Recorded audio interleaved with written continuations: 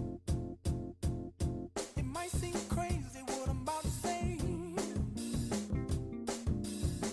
Sunshine, she's here, you can take a break.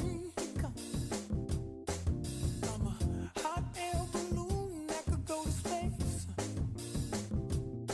With the air, like I don't care, baby, by the way. The African Diaspora Heritage Trail is designed to educate visitors about the African diaspora and to safeguard the core values and creativity of African cultures and history.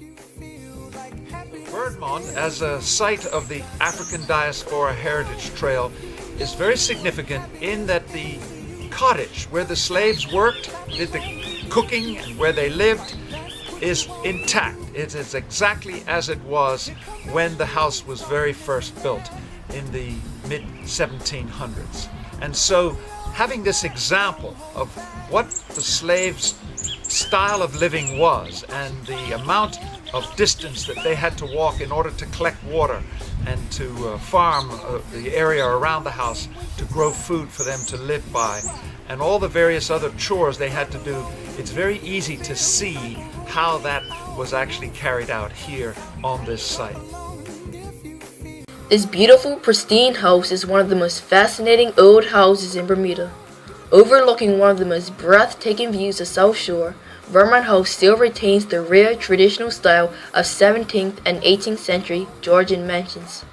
But the architecture is not the only fascinating aspect of the house. Verdmont is enriched with the history of its dwellers and the heritage of those that lived and worked here so long ago. So Verdmont, which was built in 1710 by John Dickinson, who was a merchant seaman, became very relevant to Bermuda's history in the fact that it was never modified during the centuries of its life. It was the only house in Bermuda that was able to become a museum with absolutely no modifications at all. With Dickinson was definitely built with the use of his slaves and indentured servants. We feel that they are the ones that actually cut the stone and felled the trees for the cedar, for the flooring, for the paneling, and were very, very significant in the overall construction of the house itself.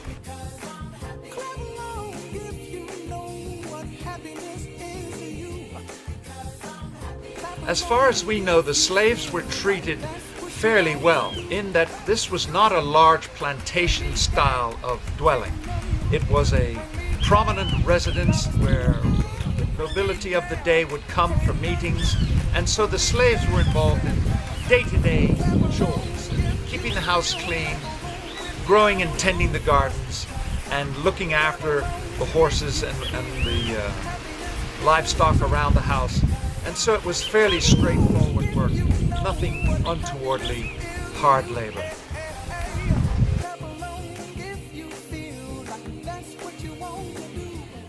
John Dickinson possessed 6 slaves, 4 men and 2 women who lived in the outroom and buttery. All were listed in his 1714 inventory with a monetary value that no doubt reflected their skill or age. Robin and Peter were the most highly valued at £35 each. Prince was valued at £30, Sambo at £20, Ruth also at £20, and Beck at £25. These were the first known slaves that worked here. The slaves lived in the outroom and buttery, underneath the kitchen, which was on the east side of the estate.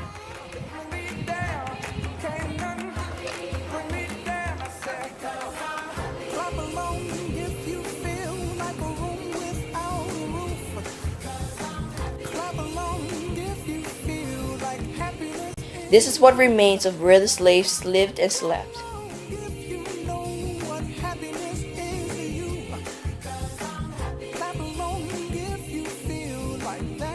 John Dickinson's daughter, Elizabeth, who married Perry and Spotsford, lived in Verdmont along with her mother, also called Elizabeth, after John Dickinson's death in 1714.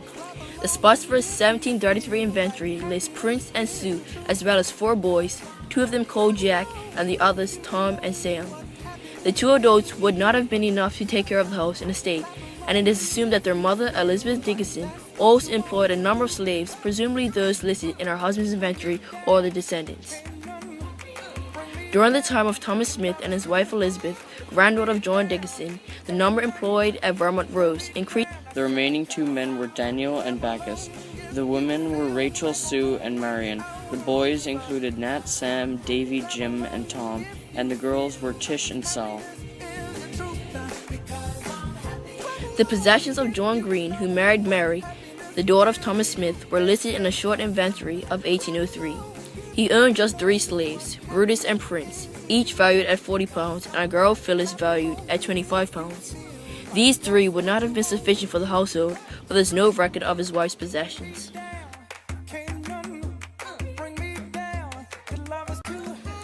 There were 8 slaves registered to Sarah Mawson Trott, widow of Samuel Henry Trott, in the 1821 slave register. All except 40-year-old Tom, who was described as a sailor, were listed as laborers. There were 4 men, Dick, David, Prince, and Peter, 2 women, Beck and Ladis, and 1 14-year-old girl, Nancy.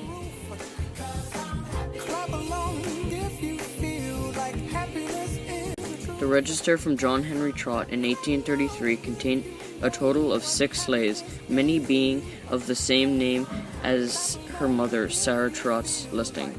Tom was a mariner, Dick and Prince were laborers, Nancy and the 2 children, Emma, aged 13, and Jeffrey, were domestic servants. These were the last slaves known to live at Verdmont House. The last person to be born into slavery at Verdmont may have been Jeffrey. He was 5 years old on the eve of emancipation in Bermuda on August 1, 1834. Little is known about him, just his first name and age. His mother may have been Nancy, a 26-year-old domestic servant, as she was the only female of children-bearing age on the slave register belonging to the estate of Samuel Trott of Verdmont House in 1833.